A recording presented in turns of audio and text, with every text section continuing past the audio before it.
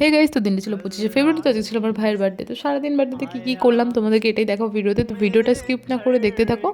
আর জানি ভিডিওটা একটু লেটেস্টে, তো কিছু মনে করো না। তো এখানে আমি সকালবেলা কাজটা সেরে স্নান টান সেরে বসে পড়েছি পুজো দেওয়ার জন্য। তো এখানে আমি সরস্বতী ঠাকুরের গলা মালাটা চেঞ্জ করে দিলাম, আর এখানে আমি শিব ঠাকুরের মাথায় জল ঢেলে দিলাম। আর এটা আজকে বলে না, এটা প্রত্যেক দিনই করা হয়। তো এখানে আমি আমাদের ঠাকুরদেরকে একটুখানি প্রদীপ দেখাচ্ছিলাম, আর এখানে আমার সবথেকে পছন্দের যেটা কাজ, শঙ্খ বাজানো, সেটা বাজাচ্ছিলাম। আমি শঙ্খ খুব একটা ভালো বাজাতে পারি না, কিন্তু যেটুকু বাজাতে পারি মানে মোটামুটি কাজ চলে যায়। আর ওখানে পেছনে বসে আছে বার্থডে বয়। তো যাই হোক, এরপরে আমার পুজো কমপ্লিট হয়ে গেছে। তো হওয়ার পরে রেডি টেডি হয়ে বেরিয়ে পড়লাম মায়ের সাথে নিমন্ত্রণ খাওয়ার জন্য শ্রাদ্ধ বাড়িতে। না না, মানে শ্রাদ্ধ বাড়ির ব্লগ করছি না, কিন্তু যাই হোক এত গাড়ি ছিল, ওর জন্য আমি এটা ভিডিও নিলাম, যে এত গাড়ি ছিল দেখে মনে হচ্ছিল একটা ছোটোখাটো মেলা। তো এখানে আমাদের খাওয়া অলমোস্ট কমপ্লিট হয়ে গেছে। হওয়ার পরে বাড়িতে এসে দেখছি যে ইনি এখনও ঘুমাচ্ছে। আর বার্থডে বলে কথা তো কিছু বলাই যাবে না। তো যাই হোক, ভাবলাম যে বার্থডে দিন একটু বাড়িতে বেলুন ফেলুন দিয়ে না সাজালে একটু বাড়িটা, মানে জন্মদিনের ব্যাপারটা থাকে না, একটু বেলুন সাজাবো, একটু কেক আনবো, না ফিল আসে না। তো এখানে আমি এইসব কাজ তো ভালোই পারি, মানে আমি কিছু পারি না পারি, উটকো কাজ যেগুলো হয় এগুলো আমি খুব ভালোই পারি। তো এখানে আমি বেলুন ফোলাচ্ছিলাম।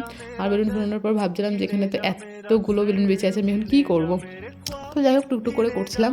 তো এখন বেলুন ফোলাতে হবে, তো ভাবলাম একটু চা খেয়ে নিই আগে, কারণ ফ্রেশ না হলে কিছু করা যাবে না। তো এখানে আমি অল্প কটা ফুলিয়েছি, এখনও এতগুলো বেলুন ফোলানো বাকি ছিল। তো ভাবছিলাম যে ফোলাই আস্তে আস্তে। তো মা ওদিকে বলছে যে এতগুলো বেলুন কী করে ফোলাবি। তো মায়ের সাথে একটু কথা বলছিলাম, অ্যাকচুয়ালি কী বলছিলাম আমার সেটা এখনও মনে পড়ছে না।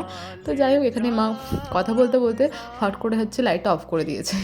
আমি বললাম লাইটটা জ্বালাও, কারণ আমার ক্যামেরাটা খুব একটা ভালো না। তো এখানে আমার অলমোস্ট বেলুন ফোলানো কমপ্লিট, মানে সবটাও ফোলাতে পারিনি যেহেতু এখনও রান্নাবান্না বাকি ছিল আমার।